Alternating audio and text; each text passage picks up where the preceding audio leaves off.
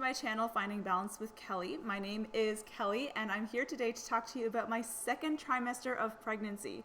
So as I mentioned, Finding Balance with Kelly is all about finding balance and staying stress-free and helping to manage some of those ups and downs that everyone experiences in day-to-day life. And I am applying all these concepts to my new pregnancy. This is my first time I've been pregnant. We're expecting a baby boy in March, and I've already done a video on first trimester symptoms and what I did to help to balance and support those. This video is all about my second trimester. In the second trimester, you have a whole host of other things going on in the body. You're no longer new to the idea of being pregnant, and you've probably really come a long way from things like morning sickness and crazy amounts of fatigue. At least I was fortunate enough to. I know not everyone is, but hopefully you're one of those. So let's get started with some of the basic questions people want to know about pregnancy. So when they find out you're pregnant, the questions that they typically have are, what are your symptoms? What are you craving? Is it a boy or girl? Do you know when you're having the baby, etc.? Let's start with cravings. In my second trimester, I didn't really have any crazy cravings. That was reserved for my first trimester. Like I mentioned before, I was craving all the carbs and all the cheese and none of the vegetables, which really made my nutrition mind crazy. But in the second trimester, things started to balance out a little bit better. I was no longer experiencing any sort of nausea. I felt great. I was able to start introducing vegetables into my diet in a more prominent position by about 16, 17 weeks, which was awesome. I find that with this baby, I'm craving a lot of sugar. Things like sweets. I used to love dark chocolate, and now I have a hard time consuming dark chocolate. I want that milk chocolate. I want that sweet stuff. I find myself wanting things like gummies or just junk food that I didn't really want before the pregnancy. And you know what? Coming back to this whole idea I mentioned before, or in the last video, I'm trying to honor my cravings. I'm not letting myself feel too deprived about things. I know when it's gone too far, and I won't let myself get that far. But I also do want to recognize that these are cravings for a reason, and I will enjoy them a little bit so that I can't just deprive myself of things that my body may feel like it needs. Usually things like refined sugars is a need for increased energy. And if for some reason my body really needs something really fast, I'm gonna choose those refined carbohydrates. I'm gonna choose that bread. I might choose to eat that cookie. For some reason, whatever reason, my body needs energy. So as much as I can eat whole grains, vegetables, proteins, and healthy fats at every single meal, in between sometimes your blood sugar dips, and it's a lot more sensitive with a baby. I wanted to honor those cravings, and I did. Building upon my first trimester symptom of fatigue, I actually continued to feel fatigue until about week 21 or so. People told me by week 13, 14, 15, I would feel totally better. I wouldn't have any more fatigue. That was not true. We ended up actually traveling to Dallas for a friend's wedding. So we're up in Canada, traveling to Dallas. It was beautiful, it was amazing, but I was really concerned about my energy levels. I was really lucky, however, that by the time I got there and got into the swing of things, I didn't feel tired at all. And when I came back, I never felt tired again. So I think I was just in that transition period, and it fortunately just happened that when I was traveling, I started to feel better legitimately. I was very lucky. But that being said, it's important to note that the second trimester is really the optimal travel trimester. If you're planning on doing a baby moon or any of that stuff, plan it for your second trimester, because chances are you're out of that morning sickness, you're out of that fatigue, and it's before you start getting so big and uncomfortable and hot that you can't do anything without feeling absolutely horrible. Another comment is weight gain. So people ask about how much weight I've gained. I have been monitoring it, but I'm not doing anything about it. I'm more curious just to know how my body is taking care of the pregnancy and how I'm gaining weight throughout the 40 weeks.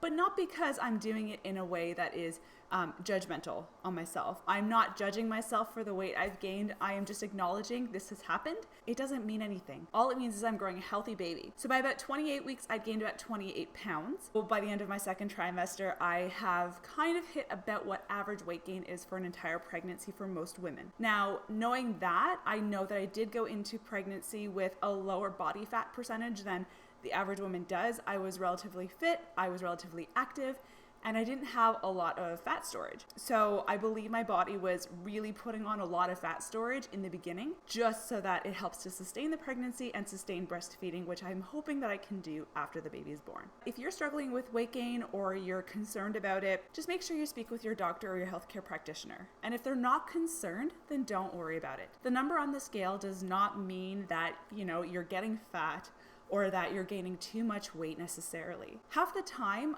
it just means that your body is doing what it's meant to do. So remember that your body, when you gain weight in pregnancy, you're not just gaining baby weight and you're not just gaining fat to help support the baby's growth, but you're gaining amniotic fluid. You're increasing your blood volumes by up to 40%. So there's so much more going on in your body than really just any sort of fat gain that it's really hard to pinpoint exactly why the weight gain is happening. My advice is to be really, really easy on yourself and don't stress out about it, because honestly, probably not an issue at all. Something new for me in the second trimester was the amount of aches and pains that I started to experience. I experienced tailbone pain, especially from sitting at my desk chair for the whole day. I ended up helping to alleviate that with a couple of different things. I started to see a chiropractor. I've been seeing an osteopath for years, and so I've just continued that osteopathic treatment. I was regularly seeing a massage therapist and started to see her more frequently in this kind of more painful trimester of pregnancy. And I've been doing things myself, like making sure I'm getting to the gym at least once or twice a week. I'm not working out hard. Absolutely not. I don't have the energy for that, but I always fit in some really good stretches. And the stretches are super important to keep your body limber and to keep those muscles working. I find that that has helped reduce the pain that I feel and the aches and pains that I have throughout the day. Another thing I did on my own is I purchased an exercise ball. So one of those fun yoga balls that you can sit on, and I sit on that at work. I alternate between my office chair and the yoga ball depending on how I'm feeling, because the yoga ball engages so many more muscles. It engages your abdomen, it engages your glutes. It helps to stretch out and open up your hips. It also helps to put the baby in a better position because you're less likely to slouch. So I started doing that at work, and that has been a huge, huge lifesaver. Aches and pains while sleeping have also been an issue, and so what I found is most of those went away once I purchased my pregnancy pillow. So I purchased a U-shaped pregnancy pillow. It's one of those funny ones that takes up about half the bed, but my husband is okay with it, thank God, and I absolutely love it. The idea is that your body is best if you're sleeping on your left side. You can also sleep on your right side, but typically sleeping on your back or sleeping on your stomach is not so great in pregnancy, especially in later pregnancy. Now, again, speak with your healthcare practitioner or your doctor about that, but I found that having the U-shaped pillow reduced my frequency of falling asleep on my back, and it encouraged me to sleep on my side. Okay, I think I'm back. My battery died, and so I had to spend some time charging it, and I'm losing daylight pretty quickly. So I was just talking about hip pain at night and how I've been using my sleeping pillow. So really the way I've alleviated that is always sleeping with the pillow in between my legs, so my knees are a little bit separated and buffered. I found that made a huge difference, and I actually haven't had any of that hip pain since. I'll talk a little bit more about the nursery and planning and buying things for baby in the third trimester, but yes, Mike and I have already started buying and collecting things for the baby. We are trying to approach this as buying what we absolutely need, buying some of the things that are nice to haves, and then making sure that we're not spending too much money on all the gadgets, because the one thing everyone has told us is that the baby is gonna like what the baby is gonna like. No matter what you have, no matter if you have a swing or a duck tot or whatever, it doesn't mean the baby's gonna enjoy it. So we're trying to be reasonable and not spending a ton of money on things until we really know what the baby likes, but I'll go over a bit of the nursery and a bit of some of the key things we've bought when I talk about the third trimester. Another thing we've started doing is preparing for making some of the key decisions about where we want to labor and deliver our baby, and other key decisions about, the baby's health, how we want to be treating that birth, what the sort of quote unquote birth plan looks like. But I'll share more of that in the next trimester recap, because we're still discussing some of these important things. And I'll also talk in the next video about what we're doing to prepare for the birth. So absolutely from the very, very beginning of finding out I was pregnant, I started reading. So I'll go over some of my favorite books, some of the ways I'm preparing for both the birth and for the baby, but we'll talk about that in the third trimester once I've read more of the books and can give you guys a really good list of some of my absolute favorites and some must reads. But what everyone is asking about is the name of the baby, and that's a drum roll, by the way. We haven't decided yet. Mike and I can't decide on what names we like best. Unfortunately, we like very different sounding names. He likes the stronger, more masculine names. I like the softer names.